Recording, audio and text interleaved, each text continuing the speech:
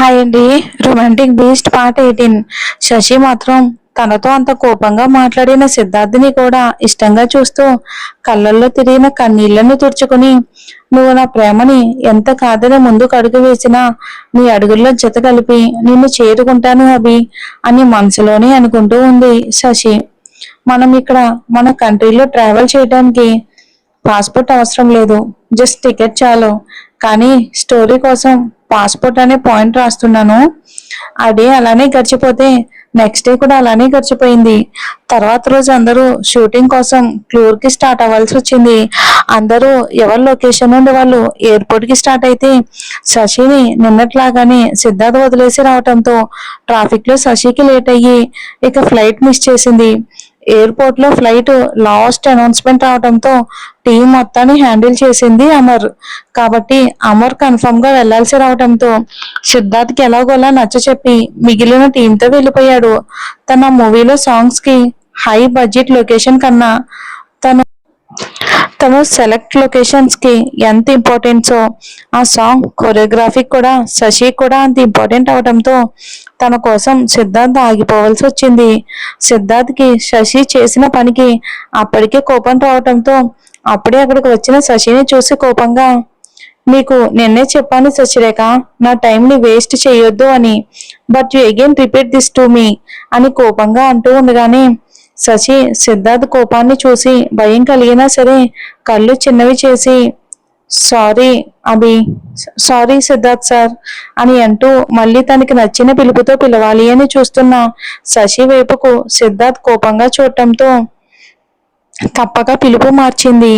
సిద్ధార్థ్ శశి వైపుకు విసుగ్గా ఒకసారి చూసి నెక్స్ట్ ఫ్లైట్ టైమింగ్స్ మొబైల్లో చూస్తూ అంతకు ముందే అమర్ ప్రిపేర్ చేయించిన పాస్పోర్ట్ శశి దగ్గర ఉండడంతో గివ్ మీ యువర్ పాస్పోర్ట్ అని అన్న 2 minutes తర్వాత కూడా శశి నుండి ఎలాంటి రెస్పాన్స్ రాకపోయేసరికి తల మొత్తాన్ని బ్యాగ్ లో పెట్టి కేవలం అక్కడ ఒక ఆకారం ఉంది అని తెలిసేలా వెతుకుతూ ఉన్న శశిని చూసి ఎందుకు ఒక క్షణం అలాగే చూస్తూ ఉండిపోయాడు. చిన్న స్మైల్ ఆటోమేటిక్ గా వచ్చేసింది. కానీ అంతలోనే తేరుకుని వాట్ హ్యాపెన్ అని అన్నాడు సీరియస్ గా. శశి మాటకి కంగారుగా సిద్ధార్థ్ వైపుకు చూస్తూ బిక్కమొహం వేసుకుని నిలబడింది. శశి ఎక్స్ప్రెషన్స్ తను అడిగిన వాటికి అస్సలు ఏమాత్రం సింక్ అవ్వకపోవటంతో మళ్ళీ ఏమైంది అని అనడంతో శశి సేమ్ ఫేస్ తో, నేను చెప్తాను కానీ నన్నేమీ అనకూడదు, అలా అని ప్రామిస్ చెయ్యండి చెప్తాను అని అంది ఇన్నోసెంట్ గా. శశి మాటలకి ఒక పక్కన నవ్వు వస్తున్నా తన టైం వేస్ట్ చేస్తున్నందుకు అంతకన్నా కోపం వస్తూ ఉండడంతో స్టాప్ దిస్ నాన్ సెన్స్, ముందు ఏమైందో చెప్పు అని అన్నాడు కోపంగా. శశి చిన్నగా కళ్ళు అర్పుతూ, నేను చెప్పేది మీరు కూల్ గా వినండి, అది అది అమర్ సార్ ఇచ్చిన పాస్పోర్ట్ వచ్చే దారిలో మిస్ అయినట్టుంది అని అంది. సిద్ధార్థ్ ఏమంటాడో అన్న భయంతో తను చెప్పి 2 నిమిషాలు దాటినా సరే సిద్ధార్థ్ నుండి ఎలాంటి రియాక్షన్ లేకపోవడంతో కళ్ళు తెరిచిన శశికి తన వైపే కొట్టేలా చూస్తున్న సిద్ధార్థ్ని చూసి తప్పు చేసినట్లుగా హెడ్ డౌన్ చేయటంతో సిద్ధార్థ్ చేసేదేమీ లేక ఆల్టర్నేటివ్ కోసం చూసినా కానీ ఇప్పటికిప్పుడు శశి కోసం పాస్పోర్ట్ లేకపోవడంతో నేచర్లో సడన్ చేంజెస్ వలన ఇక ప్రైవేట్ చాపర్స్ కి కూడా పర్మిషన్ క్యాన్సిల్ అయ్యింది.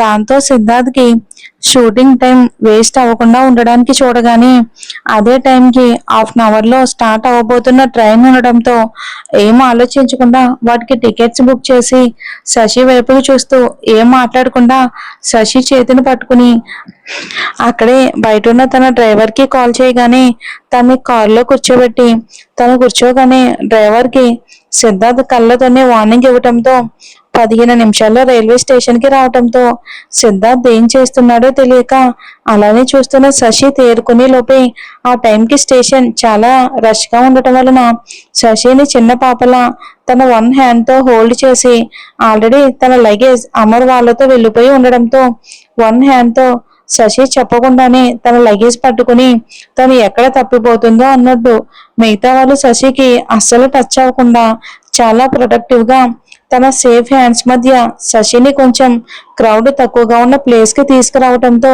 సిద్ధార్థ్ కొంచెం నార్మల్ గా ఫీల్ అవుతూ తను ఎంత క్రౌడ్ ప్లేసెస్ లో తిరిగింది చాలా తక్కువ అవడంతో అన్కంఫర్ట్ గా ఫీల్ అవుతూ కూడా తన చేతిలో ఉన్న శశి హ్యాండ్ ని వదలకుండా పట్టుకోవడంతో శశికి ఫస్ట్ దేనికి ఇక్కడికి వచ్చామో అర్థం కాకపోయినా తర్వాత తను చేసిన దానికే ఇక్కడ వరకు రావాల్సి వచ్చింది అని అర్థం అవటంతో తను ఎయిర్పోర్ట్ కి మాత్రమే కాదు రైల్వే స్టేషన్ కి కూడా రావటం కొత్త అవడంతో అదంతా చూస్తూ ఉండటంతో స్పీడ్ గా వెళ్తున్న ట్రైన్ ని చూస్తూ చిన్న పిల్లల ఆనందపడుతూ దానికి బాయ్ చెప్తున్న శశిని అప్పటి వరకు అక్కడ సిచ్యువేషన్ ని అమర్కు మెసేజ్ చేస్తున్న సిద్ధార్థ్ శశి బిహేవియర్ ని వియర్డ్ గా చూస్తూ నువ్వు ఎయిర్పోర్ట్ చూసి ఉండవు బట్ రైల్వే స్టేషన్ కూడా చూడలేదా అని అనడంతో అసలు శశి తన నాన్న పిన్ని శ్యామ్తో కలిసి ఎక్కడికి వెళ్ళినా ఇంటి దగ్గర ఎవరో ఒకరు ఉండాలి అంటూ చిన్నపిల్ల పైగా ఆడపిల్ల అని తెలిసిన వాళ్ళ సంతోషాలకి దూరంగా శశిని ఉంచేవారు. అందుకే శశికి బస్ ఆటో స్కూటీ తప్ప మిగిలినవి ఎప్పుడూ ఎక్కలేదు చూడలేదు. సిద్ధార్థ్ అడిగిన దానికి తన మనసు పడే బాధని చెప్పాలి అనుకున్నా ఇప్పటికే తన మీద ఏ ఫీలింగ్ లేకుండానే తాళి కట్టాడు అనుకుంటున్న శశి ఇంకా సిద్ధార్థ్ నుండి జాల వల్ల కలిగే ఎలాంటి ఫీలింగ్ కూడా తన మీద సిద్ధార్థ్కి ఉండకూడదు అనుకుని సిద్ధార్థ్ మాటకి ఆన్సర్ ఇవ్వకుండా చిన్న స్మైల్ ఇచ్చింది. అది చూసిన సిద్ధార్థ్కి శశి చెప్పకుండా తన ఫ్యామిలీ వల్ల తను ఎలాంటి ఎక్స్పీరియన్స్ కూడా ఫేస్ చేయలేదు అని అర్థమైనా కానీ తనకి అనవసరం అన్నట్టు పక్కకి తిరిగాడు. ఇందులో అక్కడ ఆగిన ట్రైన్ కోసం ఆ ప్లేస్ లో కూడా రష్ పెరగడంతో సిద్ధార్థ్ హ్యాండ్ లో ఉన్న తన చేతిని తనకి ఎవరూ టచ్ అవ్వలేరు అని ఊహించిన తనకి మొదటి నుండి ఉన్న భయంతో సిద్ధార్థ్కి దగ్గరగా జరిగింది. సిద్ధార్థ్కి శశి భయం అర్థం అవటంతో తనని అలానే పట్టుకుని వాళ్ళు వెళ్ళగానే మళ్ళీ శశిని ట్రైన్ వైపు అక్కడే ఉన్న వాటి వైపుకు చూడడం చూసి నేను కూడా 2 వీక్స్ ముందు ఇంట్రడ్యూస్ అయిన వాడిని, ఇప్పుడు వీళ్ళు ఎలానో నేను కూడా నీకు స్ట్రేంజర్నే కదా వీళ్ళని చూసి నువ్వు భయపడ్డానికి అని అంటూ చుట్టూ ఉన్న వాళ్ళని కళ్ళతోనే చూపించి నీలాగా చిన్న చిన్న వాటికి కూడా భయపడే అమ్మాయి నా గురించి పూర్తిగా తెలిసి కూడా ఈ స్ట్రేంజర్ తో ఈ జర్నీకి ఎలాంటి కోచింగ్ లేకుండా ఎలా వచ్చేసావు అండ్ నీకు తెలియదు కదా దిస్ జర్నీ దాదాపు 1 డే అంతా ఉంటుంది. Have you product your self with this strangers అని అన్నాడు.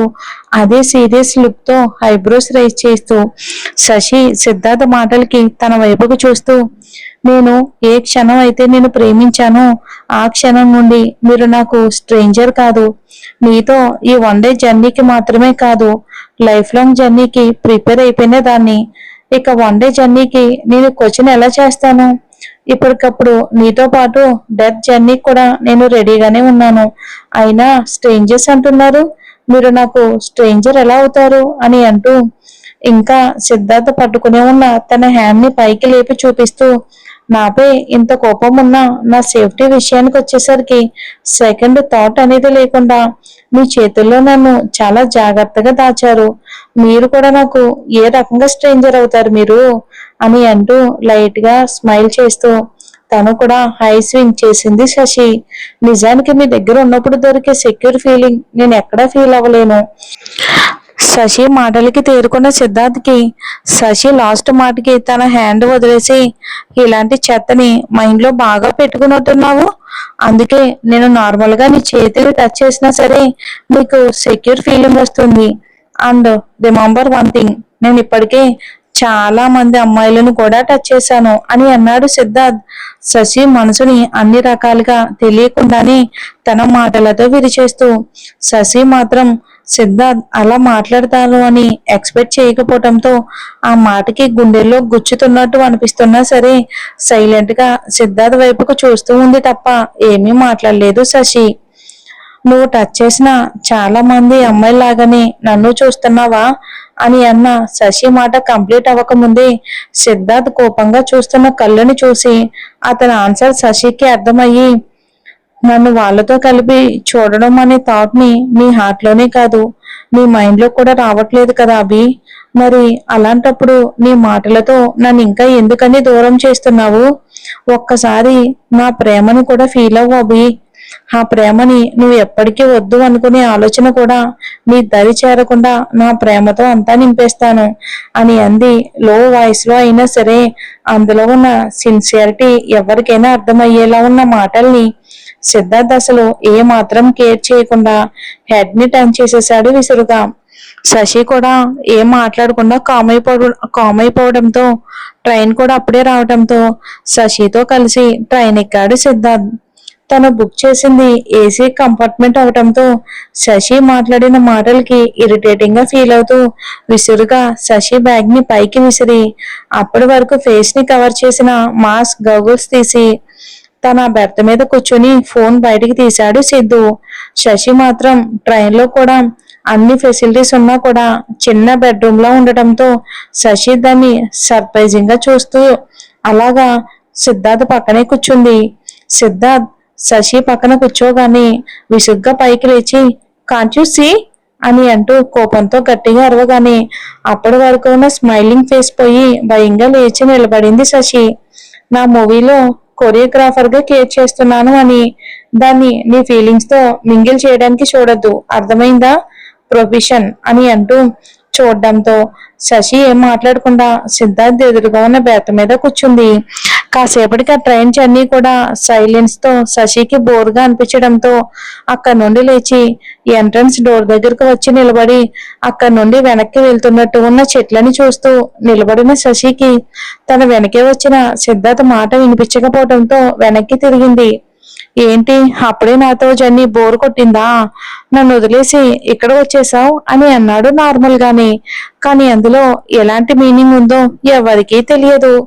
శశి ఆ మాటకి సిద్ధార్థ్ వైపుకు చూస్తూ మీతో జర్నీ బోరింగ్ గా అనిపించలేదు, మీతో మాట్లాడకుండా మిమ్మల్ని డిస్టర్బ్ చేయకుండా ఉండటం ఎలాగో నాకు తెలియడం లేదు, నా వల్ల మీరు డిస్టర్బ్ అవుతున్నారు, అందుకే మీకు ఉండకూడదని ఇలా వచ్చాను అని అంది. సిద్ధార్థ్ ఓ నాకు ఇబ్బందిగా ఉంది అనిపిస్తే నాకు స్పేస్ ఇస్తావన్నమాట. నాకు నువ్వు లవ్ అనే ఫీలింగ్ తో నా సరౌండింగ్స్ లో తిరగడం కూడా నాకు ఏమాత్రం నచ్చడం లేదు. మరి ఇప్పుడు ఆ ఫీలింగ్ ని కూడా వదిలేస్తావా, నన్ను లవ్ చేయడం ఆపేస్తావా అని అన్నాడు అభి శశితో. శశి అలా నేను చెయ్యాలి అనుకుంటే మీరు మీ గురించి చెప్పిన రోజే వదిలేయాలి, కానీ మిమ్మల్ని ఎప్పటికీ వదిలి వెళ్ళలేను. ఒకవేళ నేను మిమ్మల్ని వదిలి వెళ్ళాను అంటే అర్థం నేను ఈ లోకంలో లేను అని అర్థం అని అంది. సిద్ధార్థ్ ఆ మాటలు విని కోపంగా శశి చేతిని పట్టుకుని డోంట్ టాక్ స్మార్ట్, ఈ మాటలతో నన్ను నీ వరకు చేర్చుకోలేవు, పద అంటూ శశి చేతిని అలానే పట్టుకుని కంపార్ట్మెంట్ లోకి తీసుకొచ్చి వదిలాడు. శశి మాత్రం సిద్ధార్థ్ మాటల్లో హార్డ్నెస్ ని చూడటం మానేసి సిద్ధార్థ్ని చూస్తూ కూర్చుంది ప్రేమగా. ఈ రెండు సిచ్యువేషన్స్ టైమింగ్స్ డిఫరెంట్. బావా బావా అంటూ ఇంట్లోకి వచ్చిన పర్సన్ ని చూస్తూ రాజ్ హౌ ఆర్ యు రా అని అంటూ ఉండగానే వచ్చిన అతను కోపంగా ఇంకా ఎన్ని రోజులు అక్కని మనతో లేకుండా దూరం చేసిన అమ్మాయిని వెతుకుతూనే ఉంటావా, తన గురించి ఇప్పటికీ కూడా ఏమీ తెలియలేదా అని కోపంగా అంటున్న అతని వైపుకు రాజ్ తన ఒళ్ళో నిద్రపోతున్న లక్కీ వైపుకు చూసి వచ్చిన పర్సన్ వైపుకు చాలా కోపంగా చూసి ఇంకొక మాట మాట్లాడకుండా చేసి లక్కీకి డిస్టర్బ్ అవ్వకుండా లోపల మెల్లగా పడుకోబెట్టి వచ్చాడు. What's wrong with you, lucky ముందు ఇలాంటివన్నీ మాట్లాడొద్దు అని నీకు ఎన్నిసార్లు చెప్పాను, అయినా ఇంకా అలానే చేస్తూ ఉన్నావు అని చాలా సీరియస్ గా అనడంతో అతను తెలియకుండానే సైలెంట్ అయిపోయి అది కాదు బావా, ఆ అమ్మాయి కారణంగా అక్క చనిపోయింది అన్న కోపం అంతే. ఇంకా ఆ డెవిల్ కూడా మన లక్కీకి తల్లి లేని పిల్లాన్ని చేసి తను మాత్రం ఎక్కడో ఒక చోట హ్యాపీగా లైఫ్ లీడ్ చేస్తుంది అన్న బాధ అని అన్నాడు. రాజ్ నమ్మేలా ఫేస్ ఎక్స్ప్రెషన్స్ మార్చేస్తూ. రాజ్కి అతని బాధ అర్థం అవటంతో అతని షోల్డర్ మీద హ్యాండ్ ని ఉంచి డోంట్ గెట్ ఎమోషనల్ అని అన్నాడు. ఆ అమ్మాయి శశిని అయి ఉంటుందా? మరి శశి 3 సంవత్సరాల క్రితం కాపాడిన అబ్బాయి ఎవరు? మరి ఏం జరుగుతుందో వచ్చే ఎపిసోడ్ లో చూద్దాం.